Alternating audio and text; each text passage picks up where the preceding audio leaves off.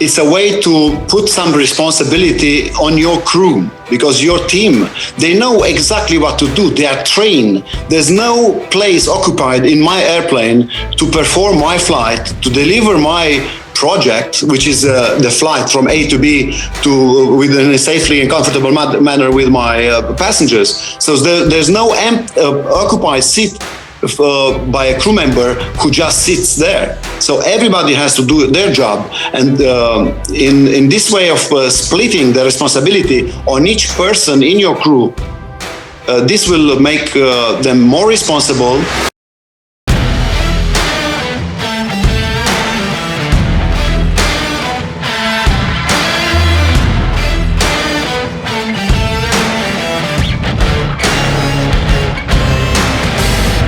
Hey, what's shaking? Welcome back to All In. I'm your host, Rick Jordan. And before we dive into this, one thing I always ask now is because the only way we reach more people, the only way we grow, because at All In, we do not take sponsorships. We do not promote this with ads. The only way we grow and help more people is by you sharing this every single episode. So you're going to want to share this one because we got really, really cool people on today. I mean, just amazing. I'm ready to be blown away as you are. So share this with 3 people. Because my guest today wrote a book, co-authored a book called Dark Cockpit. That just sounds incredible just in the title, and I can't wait to dive into this with them. So we've got Octavian Pantis, co-founder of Qualians, and Captain Emil, and I'll let you do your last name. My name is Emil Dobrovolschi. Dobrovolschi. Yeah. I did that pretty well, didn't I? You were close enough. Dobrovolschi. Okay, I love that. That's awesome. You guys wrote a book, and I'm pretty excited about this book. I'm hoping it comes out an audiobook at some point in time. I didn't look yet to see if it's available there because that's how I typically consume. But tell me about your book. So the audiobook version is coming out towards the end of this year. For now, you can buy it in paperback and Kindle. It's a book that taps into the huge treasure of know-how from aviation. Not only about the technical side, we don't go into that, the hydraulic systems or whatever is there, but on the communication side, on leadership, on crisis management. Just imagine before COVID hit, there used to be up to 250,000 flights, commercial flights per day in 24 hours. So imagine that so many things must go well to make that happen, right? And there's a huge treasure of know-how, and the book translates it into and builds bridges into the lives of entrepreneurs, of people who lead a team or who lead just their professional careers and would like to improve the way they communicate, the way they lead, and the way they handle what's coming at them every day. That's incredible. I was just reading through, because we're coming up, being in the United States, we're coming up on the 20-year anniversary of 9/11. And I was just reading through the timeline of events and even some of the transcripts this was just a week ago, between the tower and the cockpit. And the types of communication that goes back and forth is just mind-boggling. And I remember even just listening to, this was years ago on United Airlines, you could actually plug in and listen to the radio back and forth and listen to the conversation. I was just blown away by all the intricacies that have to go into flying this enormous hunk of steel in the air, and just to keep everybody safe. And it's incredible. But then as a pilot, Emil, you have to communicate with the crew too, right? Yeah, it's exactly my words. To make this machine, this metal tube of hundreds of tons to fly in a safety manner, together in the same airspace with other aircraft, it's a science to do this. And I know that in the personal life of your listeners or my passengers, or in the professional lives of other people involved in other business than aviation, every time when something goes wrong, everybody will blame the communication. Everybody will say the communication was wrong, that was not honest, was not direct enough. But in aviation, it's a paramount information. It's a matter of death. And my word is that aviation history was written in blood. So for us to communicate in a proper way, in between us in a cockpit, in a dark cockpit, when you're not seeing each other, to validate the body language, to validate the message with other things other than just words, and the tonality of your voice and the pitch of your voice. This is a science. And also to talk with the tower, to air traffic controllers, to give orders when you're building a decision for an emergency situation. This requires a different kind of skill. And there's nobody to teach you exactly how to do it. You can have some cornerstones, some guidance, but you have to practice it. So every time I'm going the simulators with my students, with my pilots, I'm telling them that they are expert communicators. And every time they are surprised. And when I explain them why, they agree with me. And in the book, we explain why the importance of communication aviation is so huge. That's incredible. Now, how did you mentioned the phrase dark cockpit, and I'm assuming that's just more than a book title, right? What does that actually mean in your industry? It's an aviation term, meaning that everything goes smoothly in a cockpit. There's no warning lights, there's no caution, there's no chimes, there's no alerts. There's no blue lights, meaning that you have an extra consumption. There's no white lights, meaning that some systems are off. Everything is lit by environment lights, and the cockpit, when you look at it, there's no lights to alert you, to trigger your attention. That means that you are doing the things properly. That means that you are operating the aircraft properly. You are following the procedures, and the aircraft works in a safely manner. As soon as you have a trigger, as soon as you have a light, there's no more dark cockpit. So there's no dark cockpit anymore. There's an immediate attention trigger that you see that some systems are in fault, or some systems are off, or some systems are exceeding some values, some advisory. It's like in your real life when you have lots of things going nice and smooth, and sometimes you have a partner which is in fault. But if you imagine your dark cockpit, you see this light, and you can cope with it. You can manage your next steps, taking care of that light.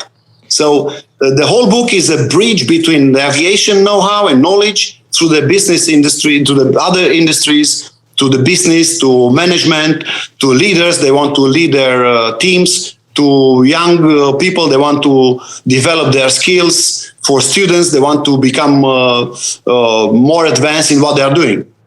That's incredible. Yeah. Octavian, how did you guys meet? Because have you been longtime friends or something? Because it's an interesting combination for co-authors.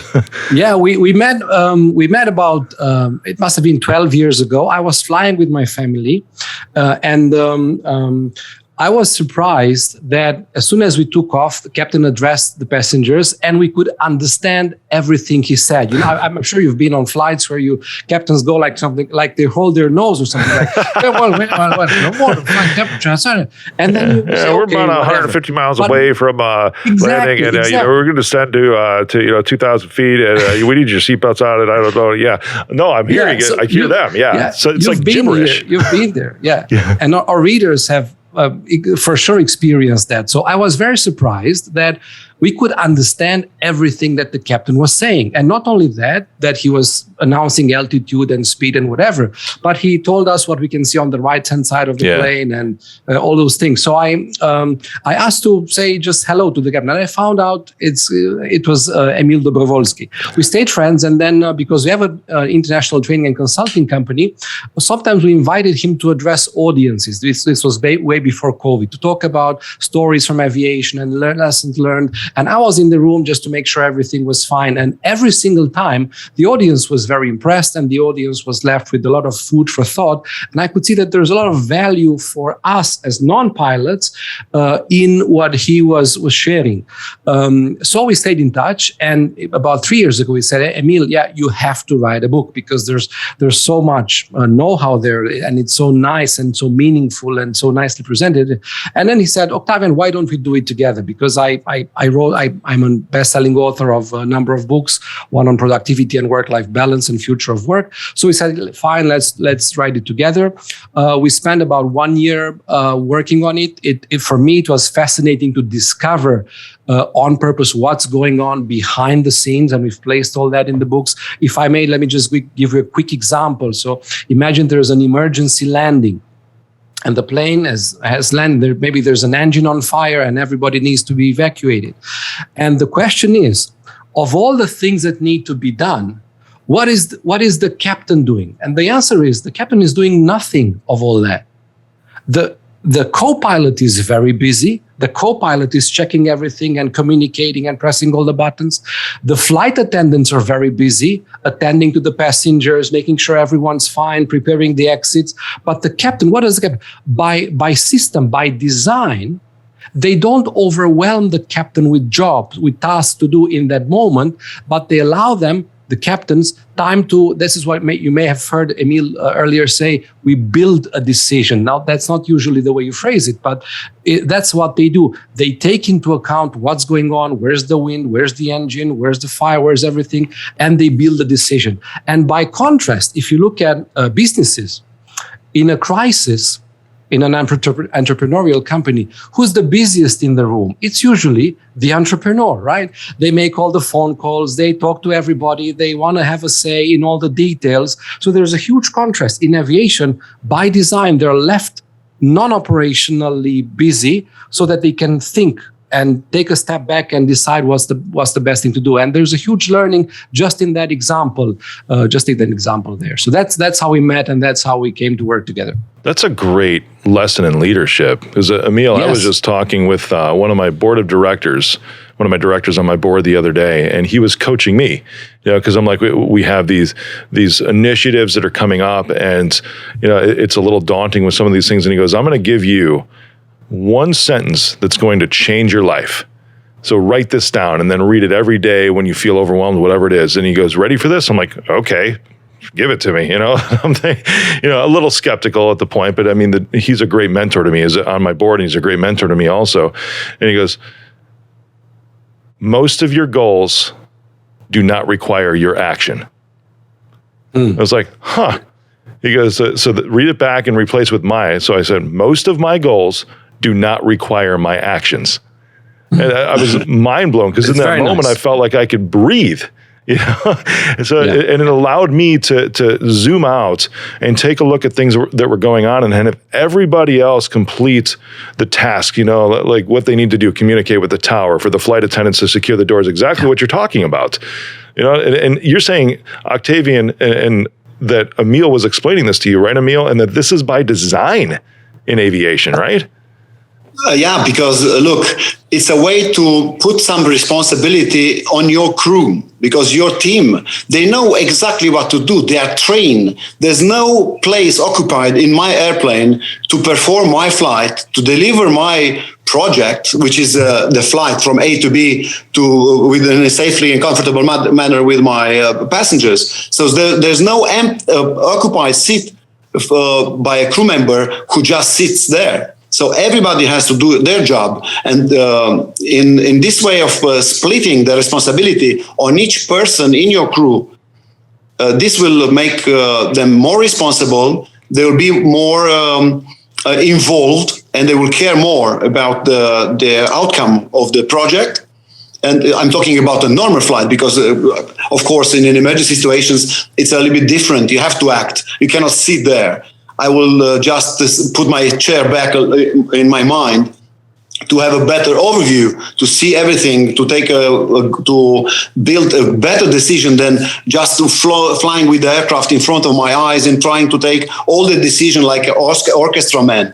So like this, in splitting all the work to be done into different places, to different crew members, this will assure you that they will do their job. You can supervise, and you can have a better oversight over the whole action. And at the end of the day, if you evaluate the performance of a leader who does this, in contrary with a leader who's doing everything, I'm sure in 99% of the cases, the performance will be better with the leader, which is open to leave other people do their jobs. So in an emergency situation, as Octavian described, imagine that you are in a comfortable aircraft, and all from the sudden you hit a car in the runway, or one of your engine goes on fire. You have to abort your takeoff, and it's dark, maybe smoke, everybody's yelling, and there's an emergency drill before ordering the passengers to evacuate, because the engines are running, because you have to look the way the wind blows. You have to think how many passengers, where are you at exactly on the runway? Because when you evacuate, your roll doesn't stop there. You have to go out with your symbol of power, with your hat, captain hat on, to bring passengers together to run in a safe area, because the fire brigade trucks will arrive to the aircraft. And all this, you have to take them into consideration instead of just pushing some buttons from an emergency drill. The co-pilot is very, very well trained. They know their role. They will do this, and you'll sit back and look and build your decision based on all this. At the end of the day, you will order the evacuation, and you will call for the tower, and you will explain everything, and you have to take care of your passengers to go to a safe corner. So this is a better way other than pressing buttons, as I said before. Yeah. This is a skill set that I'm currently, I would say, I've been in process of learning now for a little while. And Octavian, I'm assuming that you probably have written about this in some of your other books too, because being an entrepreneur, and founding a company 12 years ago, that's really what a lot of it does. And, I just even record a solo episode about what your first hire should be. And it's like your first hire should be that co-pilot, the person to do all of the work for you so that you can focus on growth and strategy and making the business decisions in order to continue to move forward. And even now, I've noticed at different stages, because I learned that early on, but then as new things come, as you reach new levels in business, there's different decisions, and there's different types of work, and there's different roles that have to exist in a company as you reach $1 million, $3 million, $10 million, $100 million in revenue. There's different things that are required of you as the captain. There's probably different things required of you as a captain if it's on a regional jet than it is, a 757, right? Yeah, and what we say is that one of the easiest things to do today is to be busy in work, because it's enough for you just to open your inbox, and there's tens of emails there from everybody asking for your help. Do you know this? Do you know the other? And then you have all the apps, and then you have the social media, and all of a sudden you look at your watch and say, "Oh my God, it's 2 p.m. already. Where did the day fly?" I missed lunch. It does. Yeah. And some people are not really good at saying no, but they have to, and they have to say no before it's too late. Too late might mean I've put on 20 pounds, or I'm smoking all day long, or my business is in half, or my business is lost, whatever. Or before customers drop them because they're not attending to customers too well. But the easiest today is to be busy, but that's not the best. The best is to what we call smart busy, meaning purposefully or intentionally selecting the sort of things you want to be involved in, where your strengths are. For some entrepreneurs, that is in the strategy and oversight. For some other entrepreneurs, maybe opened a restaurant, maybe their area of strength is that they're a 2-star Michelin chef. Fine. What is the best thing they could do? Well, spend some time cooking and also growing other chefs, which is also something that happens a lot in aviation. There's a saying in aviation that I liked very much, and Emil uses it a lot. In aviation, we grow our co-pilot. So it's an intentional effort to make sure that the one next to you grows. And again, by contrast, if you look at other professions, it's not always like that. In some other professions, you're here, you just do your job. I don't care if you grow. I'm not paying you to grow. I'm paying you to do A and B and C.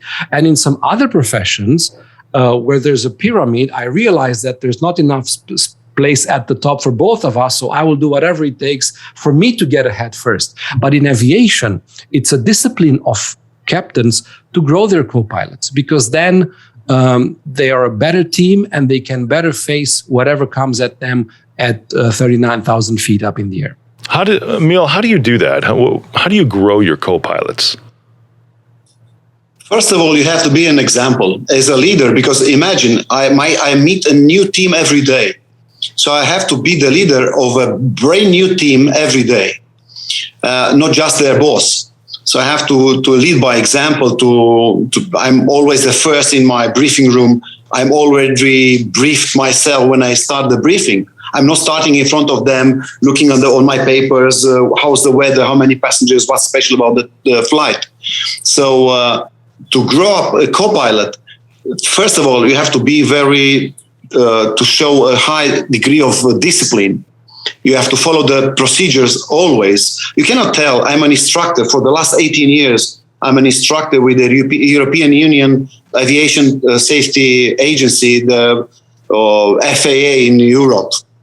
So I met this kind of instructors or captains. They will do different things against the SOP, telling to their co-pilots, look, I know it's against the SOP, but you don't do it like me. This is not a good way to teach them. So my way is I'm always following the procedures, and I'm always strict and disciplined on each step, on each detail. I will tell you a story when we have to fly, let's say, five legs. So 5 takeoffs, five landings. And I'm flying with the same co-pilot. Now imagine I have to do the same checklist, and we have at least 10, 12 checklists for a flight. We are doing the same checklist over and over again, and not once we are not stopping. Come on, we did it again. We never missed a thing. And I'm telling to people that in 1 month we're not losing one item. When we found something which we forgot to act, we are happy because we are applying the same SOP and the same checklist all the time, and we are happy that applying it. Look, it works. This works. So the most important thing when you try to teach a co-pilot is not the knowledge, because the knowledge, if you are the enhanced, they will read more books. They will look at they will do some computer-based training. They will do more simulators. They will fly. They will develop their skills. The most important thing to teach them is their attitude, how to react, how to communicate, how to assess the situation, how to communicate not just with the tower, with the colleagues, how to communicate with the flight attendants, which are important in your aircraft, because together you will close the door of that machine, as you told us before. And if you're at 39,000 feet, just you and your crew will be the one to solve the case. Just you and your crew will be able to land safely with a sick passenger, with a damage or with a fault in your machine. I'm sure there's procedures for those things too, but I'm sure you run into things. And this is why it's so important, because as an entrepreneur in business, there's always new things that are flying at you, But one of the things in my company that we have a lot of policies and procedures. We have a lot of SOP. And that's checklists, just like you're talking about. And that's the only way that I've been able to scale the company to where it is right now. I have an amazing director of operations that put a lot of this in. If you want to call it a co-pilot, when it comes to the operations, that's him, right? And there's not, the only time we really communicate is pretty much like on an update scenarios, like this is what's going on and I need your decision here, please. And it's amazing because most of my time with him is spent just teaching him how to build up more people, teaching him leadership skills and enrolling him in those things. Because if you have a sick passenger, I'm assuming that not all sick passengers are the same. And you don't have a checklist that applies to every single sick passenger, right? It all depends on what the scenario is. So how do you separate that? How do you prevent yourself? This is my question to Emil and Octavian. I would love you to weigh in here too, because this is huge. There's a tendency, right, for entrepreneurs to want to dive in and do those things, even if it's not their skill set. And I'm sure, Emil, maybe you have an urge, although it's been 18 years as a captain, right, to dive in and push a button, right, to get in there. How do you avoid that urge? Because I'm the one, for the 18 years, I have been an examiner with the European Union Aviation Safety Agency. So I've been captain for more than 30 years now. Because I'm teaching my people to do this. Is the easiest way not to follow the procedure, to say, I didn't follow the procedure because safety was involved. Because the rule is that you can, let's say, cross one SOP if the safety is involved. In the benefit of safety, you are not following the SOP. And every time in my entire career, I ask my co-pilots, my captains, okay, show me and tell me how you improve your safety doing other than SOP.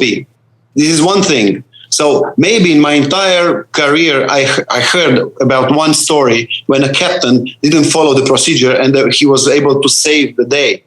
But other than that, the aircraft is very precise. This is one thing. The second one is that, of course, you know better. When you are the leader, you are more experienced, you prove that. You have to prove to nobody again. But if you are not teaching or letting people to do their loop in their mind, because you do the co-pilots or the young captains, they will do a mistake, but they are making the loop of thinking and to come back to cross-check the action. You have to wait for that. And you are at 12,000 meters, 39,000 feet, he's doing a mistake, and you're waiting there. Of course, I know what push button to press, and I'm waiting for them to realize what was the mistake. It's consuming. You stay there and you wait. You need a colleague who's prepared. And every time, of course, they are professional pilots. They will do the loop. Maybe there will be a longer loop than yours, but they will do the loop. And they will realize, and they will, oh, wow, I did this. Okay, you see? Looking on the proper way, acting on the proper way, following SOP, you'll always do the good thing. Now, about not following the SOP, it's very difficult how to handle this, because sometimes the SOP is boring. You're doing all the things the same. But for me, there's no flight like other. I can fly in the same destination, on the same airport, on the same runway, 10,000 times, and every landing will be different because the wind will be different, the meteorological condition will be different. I will have a different weight. I will have everything will be different light. So there's no, it's not mechanical. To follow the SOP for me is not something mechanical. It's like the heartbeat, Yeah. Yeah. Here's a question that can be used to help us guide. Should I step in or should I let it go? And the question is this: is it their need or is it my need? So when I'm tempted to do something and maybe push someone aside and let me do the negotiation with the supplier or whatever, there should be this question: is it their need? Is it my colleague's need? Is he or she unable to do it? Or is it my need to do that? Is it me that is impatient?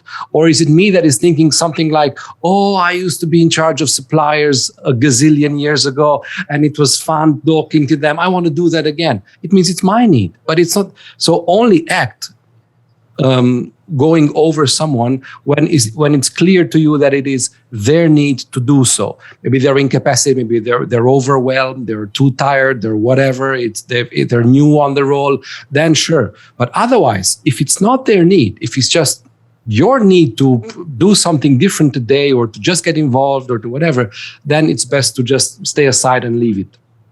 That's a great delineation there. Thank you for that, Octavian. I had another question for you, my man. Because you were talking about, it was just so amazing seeing the way that pilots communicate, or how communication takes place on the airplane. And if the pilot is just there, the captain is just there to really make the decisions, and everybody else is doing the work. What ways have you seen successful communication? Because obviously I would think that the pilot needs to understand all the information, right? The captain needs to understand all the information, right, Emil? Everything that's going on. What did you observe, Octavian, as far as like the flow of communication back to the captain? What was unique about that and interesting there? Yeah, what's unique, what's special, and I'm sure you've noticed that when you say you listen to the communication, is there's always a feedback in communication in aviation. And by contrast, again, in companies, many times there's no feedback. Just to give an example, if the tower says to the plane, maintain heading 260, for instance, the captain never says, okay. That doesn't exist, because what does it mean? Okay, I understood you, but I won't do it. Okay, I understood you and will do it, but not now. There's no, and it would be even inconceivable that if there were no feedback, if tower says maintain heading 260, and then there's silence, right? There would be panic buttons. Why are they not responding? So there's always feedback, and the feedback is usually, in most cases, is the repeat of the message. This is Air France or Delta flight, whatever, maintaining heading 260, for instance.